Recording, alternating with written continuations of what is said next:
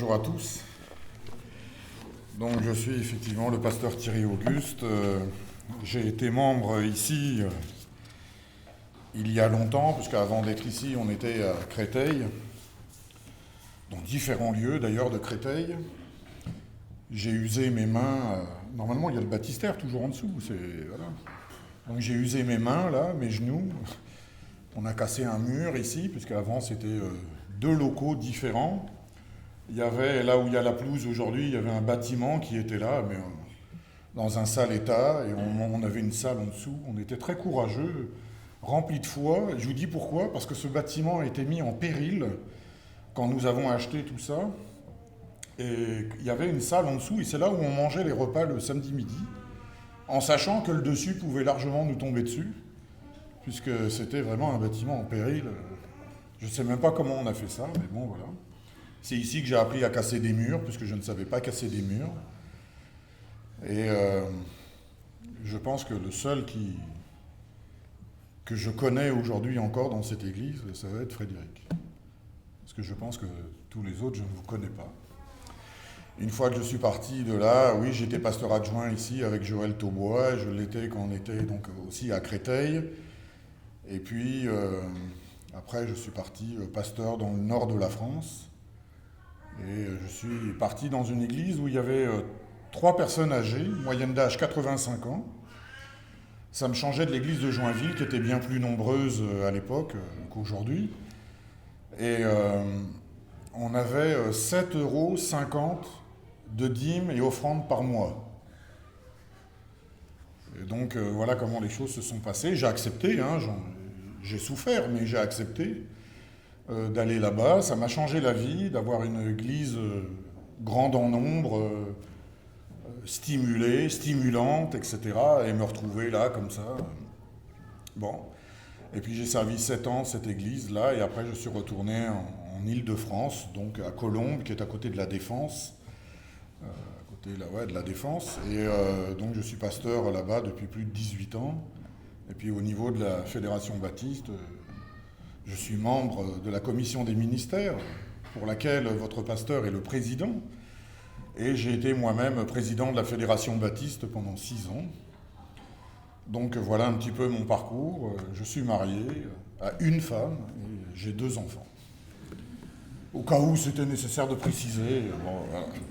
Je pense pas, mais bon, on ne sait jamais. Voilà. Donc je suis content de revenir ici. Il y a quand même pas mal de choses qui ont changé, mais je pense que quand même la couleur du plafond doit être la couleur d'origine, non ? Hein, ça me rappelle... Ouais, non, mais on l'a fait quand même avec des échafaudages. Il y avait des salles là-haut, là, le petit couloir, là. Et vous savez, ça n'a pas été simple avec la commission de sécurité, parce que quand ils ont su qu'on mettrait des enfants, je ne sais pas si c'est toujours le cas, mais des enfants dans la salle qui est au fond, alors que la seule sortie qu'il y a, c'est par le tout petit couloir étroit, il fallait descendre un escalier. Ça a été un miracle de la part du Seigneur que la commission de sécurité ait accepté. Parce que sinon, s'il n'y avait pas eu le Seigneur, je pense que là-haut, ça aurait été des bureaux et on n'aurait pas pu faire d'activité d'enfants. Bon, voilà, écoutez, en tout cas, moi je suis content d'être là et je remercie votre pasteur pour son invitation. J'avais à cœur de partager avec vous un texte forcément biblique, qui se trouve dans le 3e chapitre de la Genèse, à partir du verset 1 jusqu'au verset 19. Alors, on peut peut-être le lire ensemble. Vous savez, avant, je dis ça avant pour les vieux pasteurs, mais ils avaient l'habitude que lorsqu'ils donnaient une référence biblique, ils entendaient... ça, le temps est révolu, maintenant tout le monde a son téléphone, donc je ne vais pas attendre ça. Donc Genèse 3, versets 1 à 19. Et donc nous lisons ensemble la parole de Dieu. La Bible dit « Le Seigneur était le plus rusé de tous les animaux des champs. » Pardon ? Oui, alors apparemment c'est vous qui suivez pour moi. J'ai bien la même version que vous, donc je la reprends. Le serpent, quoique je pense quand même que le Seigneur est plus rusé que le serpent. Donc là je viens de me sauver un petit peu, mais sinon ma lecture n'était pas bonne. Donc je la reprends. Le serpent était le plus rusé de tous les animaux des champs que l'Éternel Dieu avait fait. Il dit à la femme, « Dieu a-t-il réellement dit, vous ne mangerez pas de tous les arbres du jardin ? La femme dit au serpent, nous mangeons du fruit des arbres du jardin. Mais quant au fruit de l'arbre qui est au milieu du jardin, Dieu a dit, vous n'en mangerez pas et vous n'y toucherez pas, sinon vous mourrez. Alors le serpent dit à la femme, vous ne mourrez pas du tout. Mais Dieu sait que le jour où vous en mangerez, vos yeux s'ouvriront et que vous serez comme des dieux qui connaissent le bien et le mal. La femme vit que l'arbre était bon à manger, agréable à la vue et propre, à donner du discernement. Elle prit de son fruit et en mangea. Elle en donna aussi à son mari qui était avec elle, et il en mangea. Les yeux de tous deux s'ouvrirent et elles prirent conscience du fait qu'ils étaient nus. Ils se firent des ceintures avec des feuilles de figuier cousues ensemble. Alors ils entendirent la voix de l'Éternel Dieu qui parcourait le jardin avec la brise du soir. L'homme et sa femme allèrent se cacher devant l'Éternel Dieu parmi les arbres du jardin. L'Éternel Dieu appela l'homme et lui dit, « Où es-tu » Il répondit, « J'ai entendu ta voix dans le jardin et j'ai eu peur parce que je suis nu. Je me suis donc caché. » L'Éternel Dieu dit, « Qui t'a appris que tu es nu ?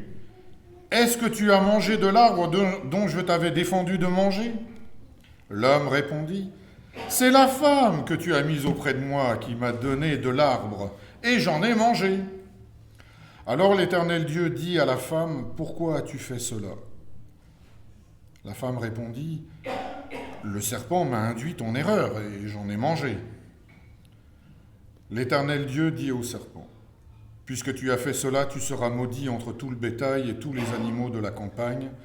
Tu marcheras sur ton ventre et tu mangeras de la poussière tous les jours de ta vie. Je mettrai inimitié entre toi et la femme, entre ta descendance et sa descendance. Celle-ci t'écrasera la tête et tu lui écraseras le talon. » Il dit à la femme, « Je rendrai tes grossesses très pénibles, c'est avec peine que tu accoucheras. Tes désirs se porteront vers ton mari, mais il dominera sur toi. » Il dit à l'homme, « Parce que tu as écouté la voix de ta femme et que tu as mangé de l'arbre dont je t'avais défendu de manger, le sol sera maudit à cause de toi et c'est avec peine que tu en tireras ta nourriture. Tous les jours de ta vie, il te produira des chardons et des broussailles, et tu mangeras l'herbe de la campagne. C'est à la sueur de ton visage que tu mangeras du pain, jusqu'à ce que tu retournes dans le sol d'où tu as été pris, car tu es poussière et tu retourneras à la poussière. » Amen. Ça va, c'est réjouissant comme texte. C'est dur quand même comme texte, je trouve. Bon, alors on connaît tous ce récit de la chute d'Adam et Ève. J'aimerais juste savoir, comme ça, quand vous le lisez, est-ce qu'il ne vous est jamais arrivé à l'esprit, à l'idée que si seulement Adam et Ève n'avaient pas chuté, est-ce que le monde serait alors beau, parfait, sain et meilleur ? À votre avis ? Là, c'est le côté interaction. Est-ce que ça ne serait pas mieux ? Il n'y aurait pas de mal, il n'y aurait pas de péché, il n'y aurait pas de souffrance, il n'y aurait pas eu le Covid, il n'y aurait peut-être pas mon voisin, il n'y aurait peut-être pas le frère ou la sœur là qui m'énerve de temps en temps. Pourquoi ont-ils désobéi ? À vrai dire, il pourrait y avoir plusieurs réponses, mais j'aimerais que nous puissions nous focaliser sur une d'entre elles. Ils ont désobéi parce qu'ils ont perdu confiance dans la parole de l'Éternel. De plus, on pourrait même leur reprocher qu'à vrai dire, tout ce qui nous arrive est de leur faute. Si nous avons des problèmes aujourd'hui, si nous sommes confrontés à la maladie, à la douleur, si on doit, entre guillemets, jardiner, si on doit être habillé, c'est de la faute d'Adam et Ève. C'est à cause d'eux que tout a commencé dans le mal et nous, on n'y est pour rien. Nous, on est bien, surtout depuis que nous nous sommes convertis. Je ne sais pas si vous avez remarqué combien nous sommes devenus, mais bien meilleurs depuis que nous sommes convertis. C'est votre cas, je suppose. Non ? Ah, ça fait réfléchir. Hein.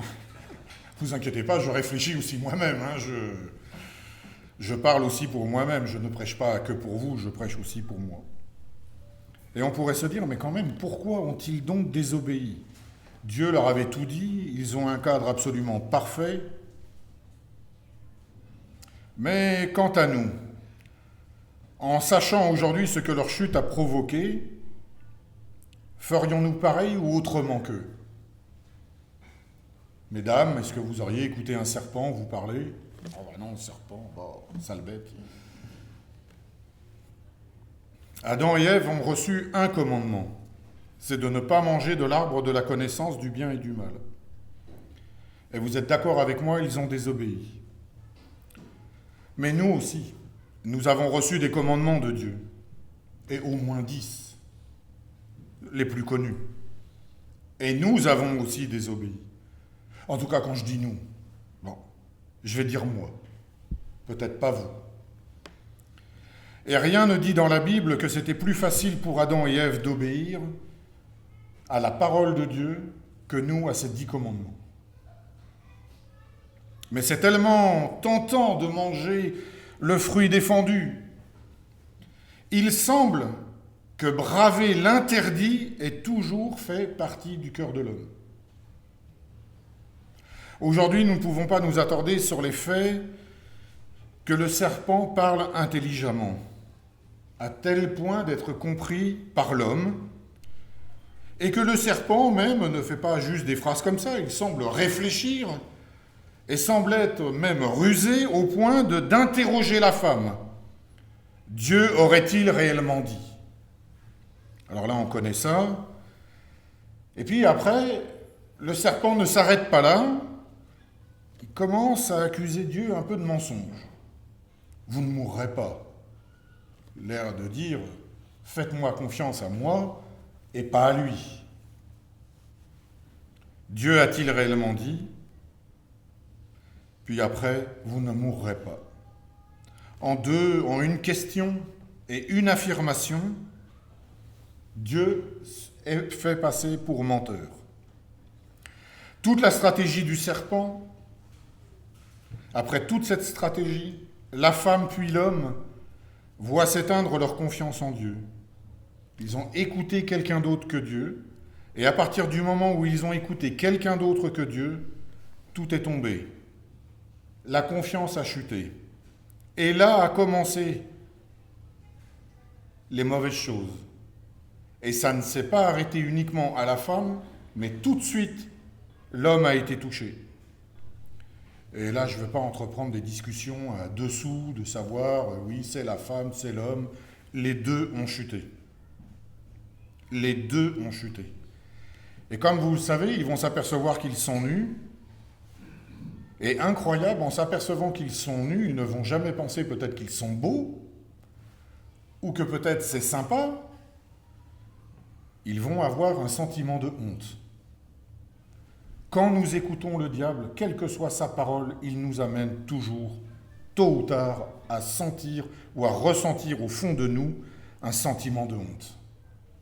Parce que ses propos ne sont jamais alimentés d'amour, mais toujours de honte. Le serpent essaie de troubler les raisonnements d'Adam et Ève, en mélangeant des demi-vérités et les demi-mensonges, en insinuant un peu de bien de Dieu quand même. On ne va pas attaquer frontalement quand même Dieu comme ça, mais on va en parler assez vite en mal de lui. Comme aujourd'hui, certains pensent que Dieu fait du bien, mais aussi fait du mal. Bon, bien sûr, nous, en tant que chrétiens, on ne pense jamais que Dieu puisse faire du mal. Dieu ne vous a jamais fait de mal, n'est-ce pas? Non? Vous êtes d'accord ou pas?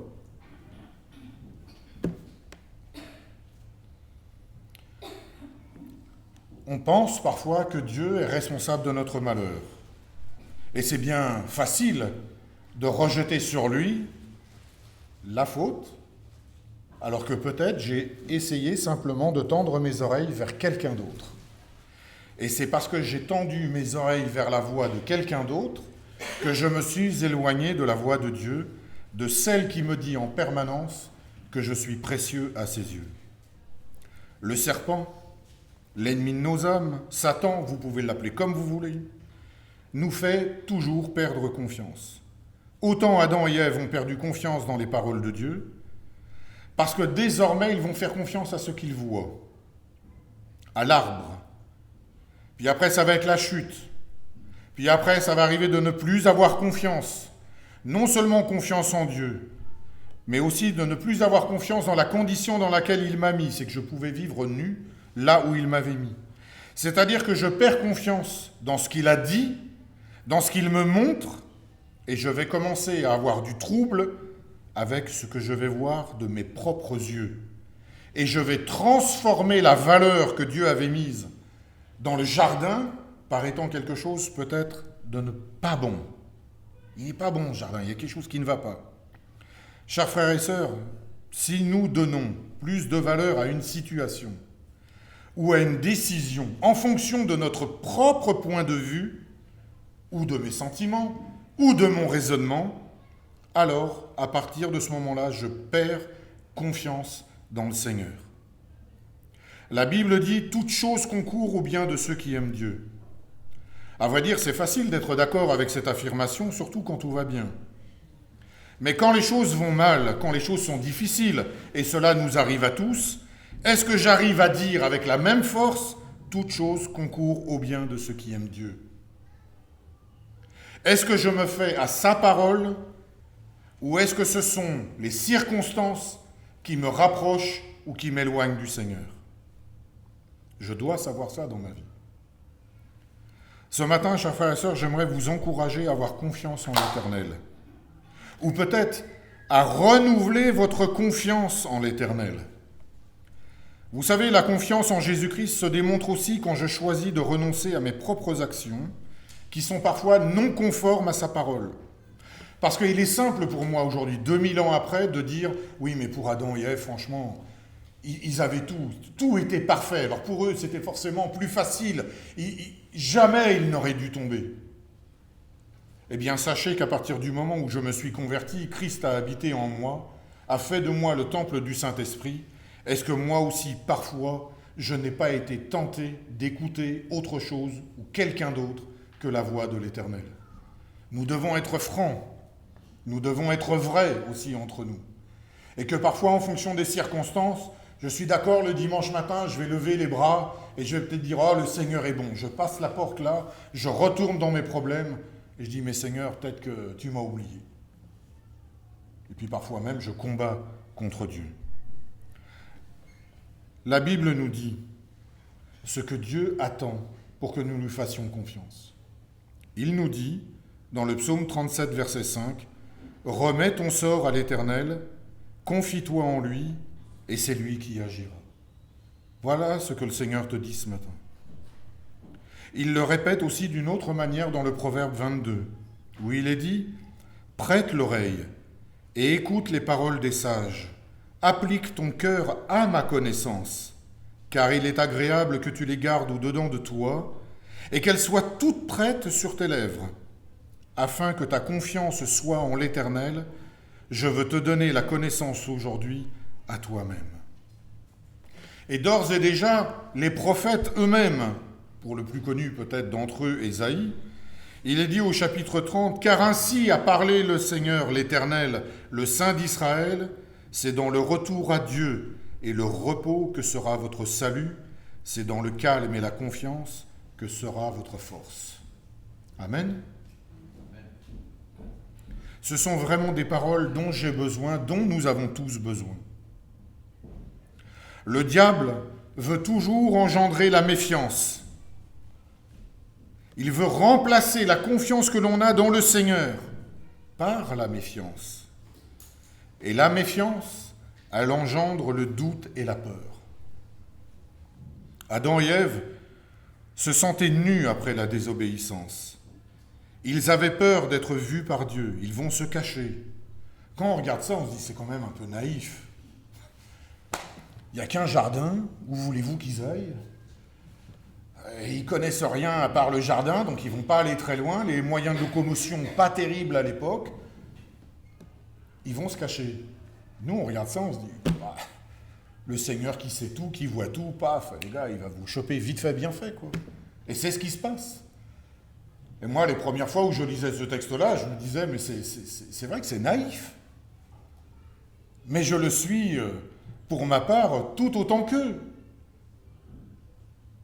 Peut-être le serez-vous aussi avec moi pour vos vies personnelles. C'est que lorsque parfois je fais quelque chose dans ma vie et qui ne plaît pas à Dieu et que je sais, qu'est-ce que je fais? Je vais me cacher, moi aussi. Parfois, je ne viens plus à l'église. Parfois, je ne vais pas voir le pasteur ou je ne lui réponds pas s'il appelle. Je ne vais pas voir les anciens.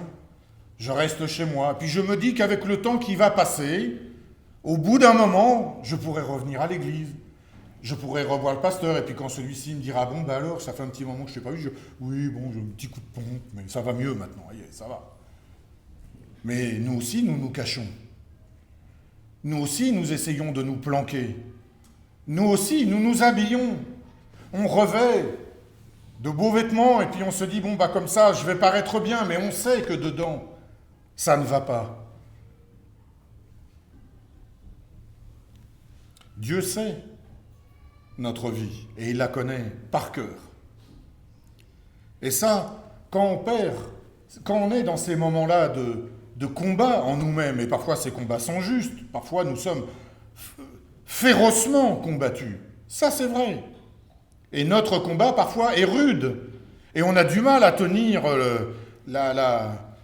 l'épée dans nos mains tellement elle est lourde, je ne la soulève pas. Donc oui, effectivement, parfois ça nous arrive. Mais lui, le Seigneur ne change pas. Comme il t'a aimé, il t'aime. Comme il t'aime, il t'aimera. C'est un principe chez lui. Lorsque nous désobéissons, nous péchons. On va se planquer.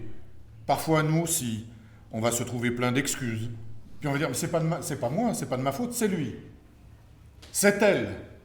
Alors parfois, ce ne sont pas forcément des personnes, ça peut être des circonstances. C'est cette circonstance-là, c'est celle-ci.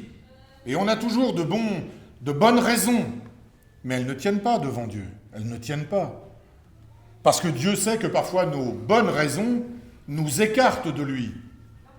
Alors qu'est-ce qui nous rapprocherait de lui? Si nos bonnes raisons nous écartent de lui, qu'est-ce qui nous rapproche donc de lui? Quand tout va bien, qu'est-ce qui nous rapproche? Chers frères et sœurs, le Seigneur est un don merveilleux pour nous. Il pardonne nos péchés. Et quel que soit l'état dans lequel nous sommes peut-être entrés ce matin, si tu viens dans cette maison et que tu demandes au Seigneur d'être purifié, il te purifiera. En entrant dans cette maison, si tu as besoin d'être pardonné, demande-lui pardon et il te pardonnera. Si tu as besoin d'être vivifié parce que ta foi est en dessous de 0, le Seigneur va le faire. Nous ne devons jamais écouter la moindre parole qui puisse nous séparer de l'amour de Dieu. Aucune parole. Même mes agissements, je n'ai pas le droit de les prendre comme prétexte en disant « mais c'est à cause de ça que je ne peux pas aller à Dieu ». Non, au contraire. Plus tu as péché, plus tu t'es éloigné de Dieu, plus tu dois te rapprocher de lui. Plus tu as été au fond du trou, plus sa main sera tendue vers toi pour te sortir de là. Tel est Dieu. L'ennemi vous fera toujours croire que quels que soient les péchés que vous ayez faits, même si c'est le plus petit, tu ne peux pas te présenter devant lui. Parce que tu es sale. Alors tu es peut-être sale, mais il vaut mieux que ce soit Dieu qui te dise « tu es sale », mais à la différence, c'est que Dieu te dit « tu es sale, mais si tu me fais confiance, je vais te purifier ». Alors que le diable te dit « tu es sale », et à la fin il te dit « et tu es encore plus sale maintenant ». Eh bien moi, ces paroles-là, je n'en veux pas. Je n'en veux pas dans ma vie et j'espère que vous n'en voulez pas aussi dans votre propre vie. Et il est important pour nous, c'est d'entendre la voix de Dieu. Chers frères et sœurs, je n'oserais pas faire un sondage ici, parce que je n'ai pas à le faire, mais simplement j'aimerais que vous répondiez à cette question, mais en vous-même. Depuis combien de temps n'avez-vous pas entendu la voix de Dieu vous parler? Depuis combien de temps? Si c'est 5 minutes, tant mieux pour vous. Alléluia et Amen. Si c'était il y a un quart d'heure, Alléluia et Amen. Si c'était il y a 10 ans, Alléluia et Amen. Mais quand même, il y a 10 ans, qu'est-ce qui s'est passé entre 10 ans et aujourd'hui? Nous devons entendre la voix. Regardez, moi je suis pasteur, je vous le dis très humblement. Dans l'église, on a à peu près, il doit y avoir 170 personnes qui viennent, on va dire, assez régulièrement à l'église.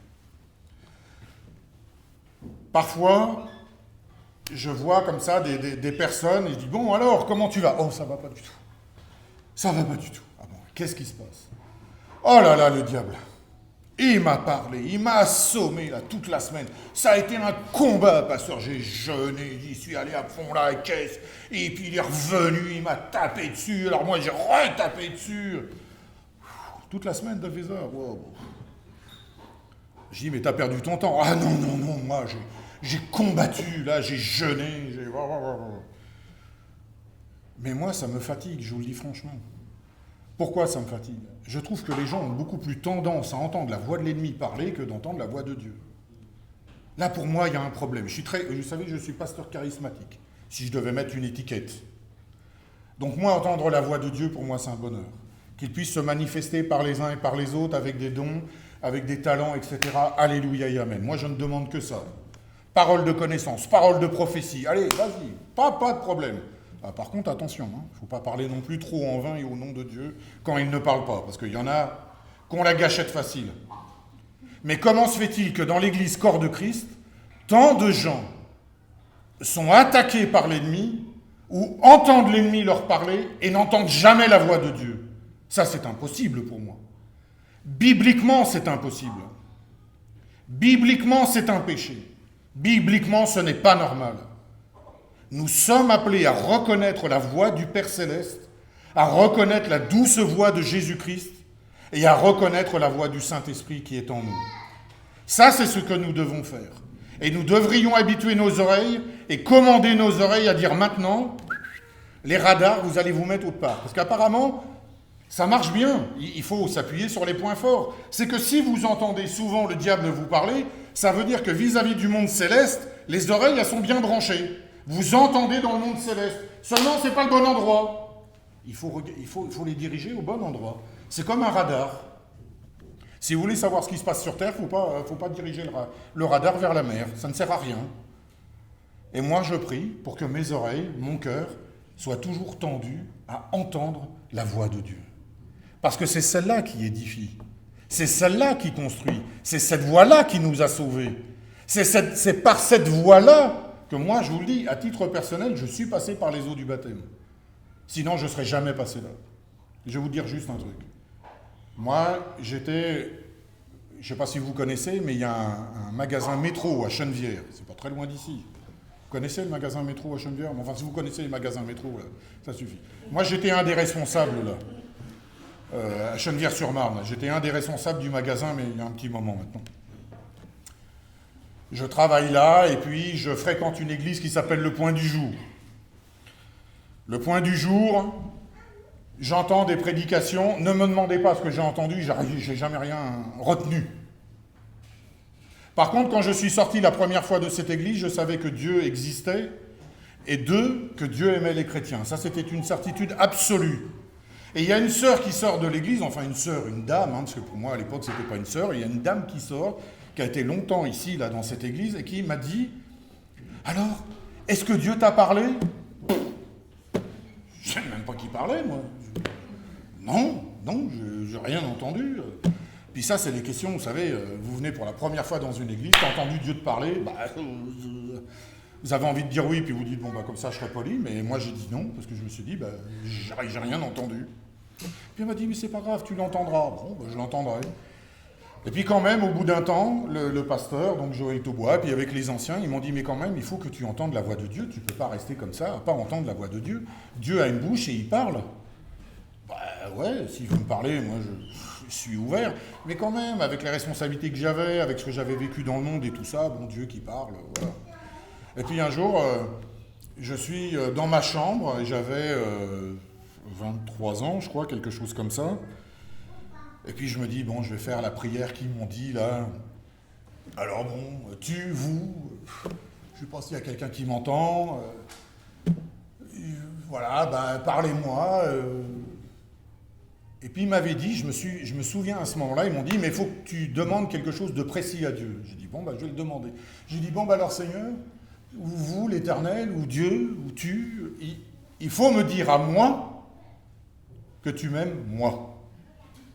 Et pour moi, ça c'était important. Parce que je ne vais pas vous raconter ma vie, mais je n'ai jamais été aimé quand j'étais enfant. Jamais.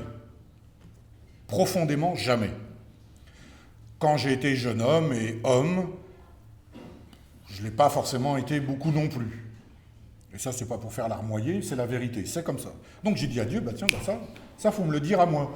Parce que comme on m'avait dit Dieu est amour, enfin bon, les trucs comme ça, je me suis dit, défi. Donc 2 défis qui me disent à moi qu'il m'aime, mais en plus que je sache que c'est lui qui me parle.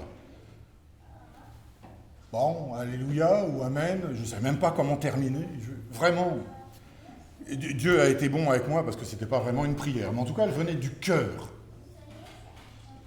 Et puis, il y a quelques jours qui passent comme ça, je me retrouve à nouveau dans ma chambre, je suis en train de travailler, et là, à ce moment-là, je sens comme une chaleur autour de moi, là, il y a un truc qui ne va pas, et je sens quelqu'un dans ma chambre. Alors quand même, vous avez bien vu que je porte des lunettes, mais quand même, je vois clair, et j'ai beau regarder dans ma chambre, il n'y a rien. Mais je sais qu'il y a quelqu'un. Ça, c'était une évidence. Et à partir de ce moment-là, quand je saisis qu'il y a quelqu'un, je sais que ce n'est pas quelqu'un d'ordinaire, parce que je me sens obligé d'incliner ma tête devant mon bureau. Je ne peux pas faire autrement, tellement j'avais l'impression que il y avait quelqu'un de grand qui était venu devant moi. Je ne pouvais pas faire autrement.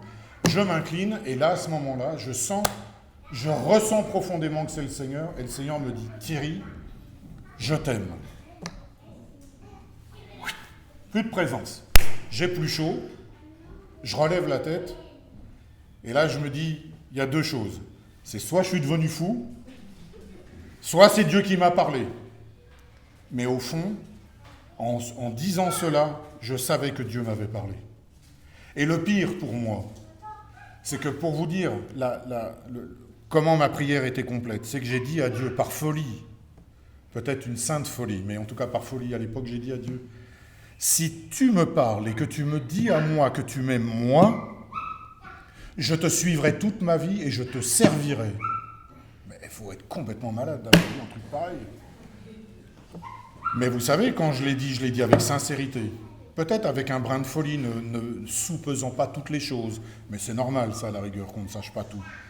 Mais quand le Seigneur m'a dit ça, c'est une des premières choses que je me suis soumis. Je me suis dit, c'est terminé, maintenant je ne peux plus le lâcher. Terminé, je ne peux plus faire autrement parce qu'il me l'a dit. Et la deuxième chose, c'est que je vais le servir. Alors moi, le servir, ça, je ne savais pas du tout ce que ça voulait dire. Et donc, je pensais que ça n'allait pas me coûter trop cher. Bon. Après, j'ai corrigé tout ça. Même si je suis très heureux de servir le Seigneur, quelles que soient les difficultés, là où il m'emmène. Que je sois dans la vallée ou que je sois en haut de la montagne, ça me rassure parce que Dieu me dit qu'il est le Dieu des vallées et le Dieu des montagnes. Alléluia et amen, j'avance. Mais tout ça pour dire que lorsque Dieu parle, ça transforme la vie. Ça peut transformer un parcours de vie.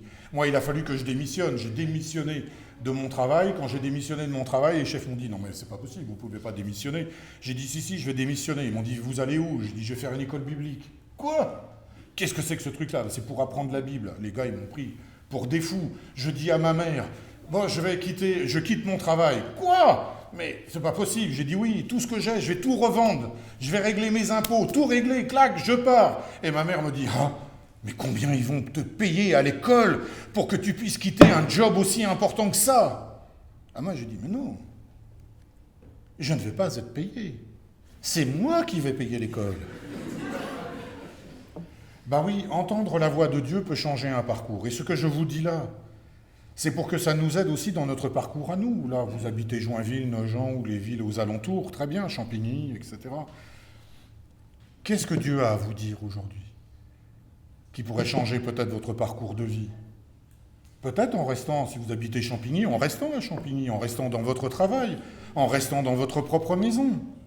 Mais peut-être que Dieu a aujourd'hui quelque chose à vous dire qui est capable, où il sait que vous êtes capable d'aller plus loin que là où vous êtes allés jusqu'à aujourd'hui.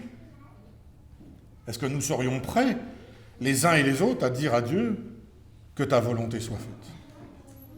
Vous savez, il faut avoir confiance dans le Seigneur, parce que le Seigneur ne nous envoie pas sur un chemin. Chacun de nous, vous savez, le Seigneur peut vous envoyer dans un travail séculier dans lequel il veut que vous parliez de lui. Des fois, oui, je veux partir en mission, je vais partir dans les océans, là-bas, dans la tribu truc. Ben, la tribu truc, ça se trouve, c'est la société Thomson qui est à Paris. Où dois-tu servir ton Seigneur? Es-tu prêt à entendre ton Seigneur? Es-tu prêt à faire confiance à ton Seigneur? Que quoi qu'il te dise, c'est la meilleure chose que tu puisses faire.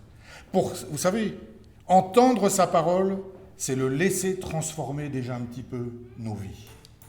Et nous en avons tous besoin.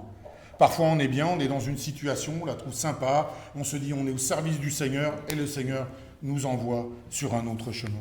Chers frères et sœurs, vous vous souvenez où était le Christ avant qu'il ne descende?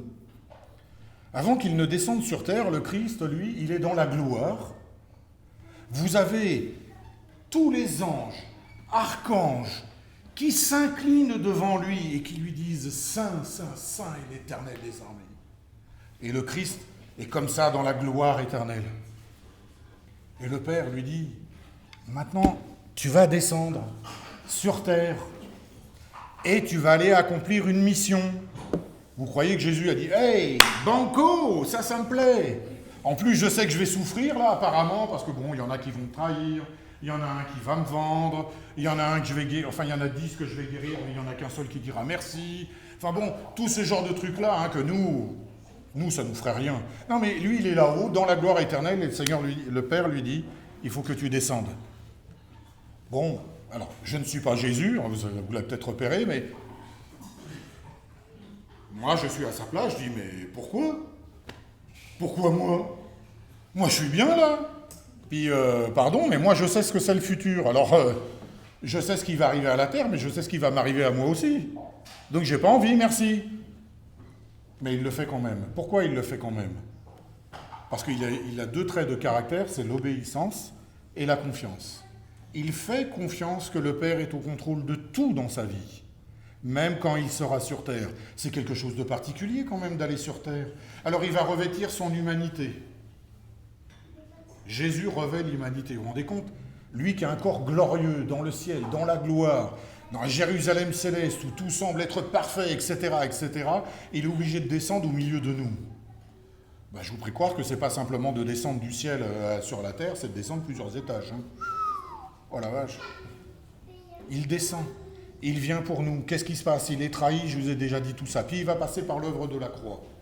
Qui aurait aimé passer par l'œuvre de la croix, pour moi au moins? Je ne sais même pas si j'aurais voulu passer par l'œuvre de la croix, rien que pour moi, à moi. Alors pour les autres, je vous prie de croire que ça, je ne l'aurais certainement pas fait. Lui, il le fait. On lui arrache la barbe, on l'insulte, on lui donne des coups, il doit porter sa croix, il est jugé injustement, et on se moque de lui. Tout ça juste sur son petit parcours. Vous vous rendez compte? Juste ça. Quand nous, des fois, on va évangéliser, on dit « Oui, le Seigneur est bon ». Et puis vous avez quelqu'un qui dit « Ouais, c'est pas gentil.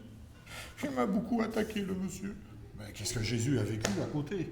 Bon, Jésus est sur la croix. C'est vrai que là, il va y avoir un moment qui nous rappelle toute son humanité. « Père, pourquoi m'as-tu abandonné ?» Ça, c'est l'humanité de Jésus. Ça nous rappellera toujours qu'il a été profondément humain lorsqu'il était sur terre, et que lorsqu'il a enduré les souffrances, il les a véritablement endurées, comme nous pouvons les endurer parfois, mais pas autant que lui. Mais tout de suite, il se reprend, et il fait confiance au Seigneur. Il va mourir. Il faut avoir confiance. Il faut avoir confiance quand même, de la part de Jésus. Parce que Dieu le Père va ressusciter Dieu le Fils. Le Fils ne pouvait pas se ressusciter lui-même. Il a dû faire confiance. Il a obéi et il a dû faire confiance. Le Père n'a jamais trahi ce qu'il a dit. Jamais. Donc, chers frères et sœurs, ce que le Seigneur a à vous dire, il ne le trahira jamais. Parce que sa parole est sûre et certaine. Et il faut tenir sur cette parole-là et ne pas écouter une autre voix, quelle qu'elle soit.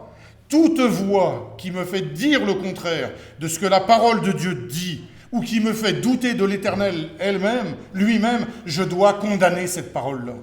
Je dois la virer de ma vie, pour me rattacher à seulement la parole de Dieu, celle qui édifie, celle qui nourrit et celle qui m'amène à aller plus loin. Il n'y a que le Seigneur qui est capable de dire à un homme, allez, sors de la barque et marche. Oh, Pierre, il fonce. Et il marche sur l'eau. Il n'y a pas que Jésus qui a marché sur l'eau. Pierre aussi. Tant qu'il a confiance, il marche sur l'eau alors que c'est strictement impossible. Pour autant, à partir du moment où il y a le doute et il commence à manquer de confiance, il coule. Donc moi aussi, dans mon parcours, si je fais confiance au Seigneur, qu'il me sort de ma sécurité, qu'il me dit « va par ce chemin-là », je dois aller par ce chemin-là, mais tout de suite, il faut que je reste les yeux fixés, alors vous appelez ça comme vous voulez, à la croix ou sur Jésus. Mais moi, il ne faut pas que je regarde la mer. En plus, moi, à titre personnel, je ne sais pas nager. Donc je vous prie croire que si le Seigneur m'avait dit « tu sors de la barque », j'aurais dit « écoute, il faut que je t'explique quelque chose ». Pierre, il sort, il fait confiance. Et moi, je dois avoir cette confiance-là. C'est-à-dire que même là où il va m'emmener, même si ça peut sembler très fluctuant, le chemin sur lequel il m'amène, insécure, si je marche avec Dieu, je ne coulerai jamais. Ce que je vous dis, je me le prêche aussi à moi-même. Je dois me souvenir que je dois avoir confiance en lui et ne jamais, jamais, jamais écouter une autre voix que la sienne. Alors je sais que c'est exigeant. Je sais que c'est quelque chose qui n'est pas toujours facile, parce que moi-même, parfois, je peux écouter ma propre voix, je peux écouter la voix des autres, celle qui peut me paraître sage. Mais vous avez vu que parfois, même Job, quand il est entouré d'amis, et pourtant ce sont des amis, et je suis sûr qu'ils lui parlent avec vérité, avec force, ce qu'ils lui disent n'est pas adapté à Job. Donc nous devons faire une distinction entre lorsque le Seigneur me parle et lorsque parfois je me parle à moi-même. Oh Thierry, t'es le plus beau, puis moi je sors, ouais. Ça se trouve, le Seigneur me dit, non, ça va pas, va te laver d'abord et puis on reverra après. Va purifier ton cœur, va purifier tes pensées. Chers frères et sœurs, j'ai besoin de lui à chaque instant. Et la voix de l'Éternel, ce n'est pas juste un moment où on va entendre une grande voix ou des lettres de feu sur le mur, là comme ça ici. Par exemple, pour votre pasteur, Stéphane. Puis là, vous avez les lettres de feu qui apparaissent sur le mur. Si c'est ça, moi, ça ne me gêne pas. Alléluia et Amen. Si ça vient de Dieu, moi, je vais lire ça. Tu dois aller là, et tu vas le faire comme ça, accompagné de ces personnes-là. Alléluia, Amen. Et vous avez 2 trompettes derrière qui sonnent. Oh, là, je me dis, là, je vais suivre. Mais si le Seigneur, je dis juste au fond de mon cœur, ou dans mon âme, sans que personne d'autre n'entende, mais que par un doux murmure, il me dise « Lève-toi et marche ». Eh bien ça doit me suffire. Ça doit me plaire.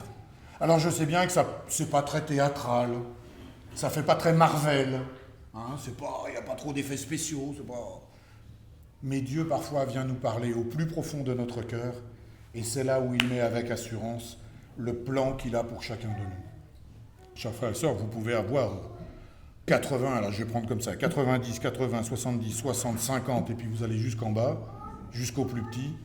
Vous n'êtes pas trop vieux ou vous n'êtes pas trop jeune pour entendre la voix de l'Éternel. Et j'espère, et je vous le dis, après moi je n'ai pas à juger quoi que ce soit, je le dis ici avec tout respect pour votre assemblée. Vous devez entendre aussi en tant qu'assemblée ce que le Seigneur a pour vous. C'est quelque chose d'important. C'est lorsque Dieu parle pour son Église, pour son corps, et pas simplement pour son fils ou sa fille. Qu'a-t-il à vous dire? Quels sont ses plans?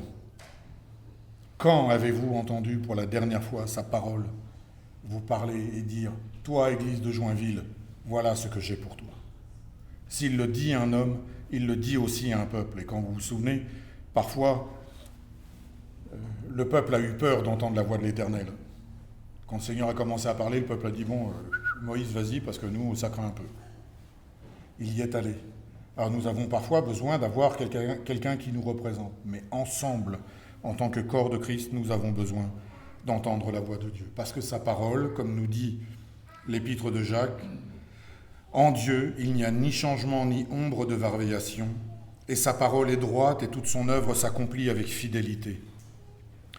Dans le psaume 33,4, il est dit « Nous savons aussi que ceux qui se confient en lui expérimentent sa fidélité et son salut. » Donc si nous manquons de confiance et d'assurance, demandons-les dans la prière à Dieu, que Dieu nous donne alors de l'exalter dans une pleine confiance, et sachez que plus j'ai confiance dans mon Seigneur, plus je suis libre.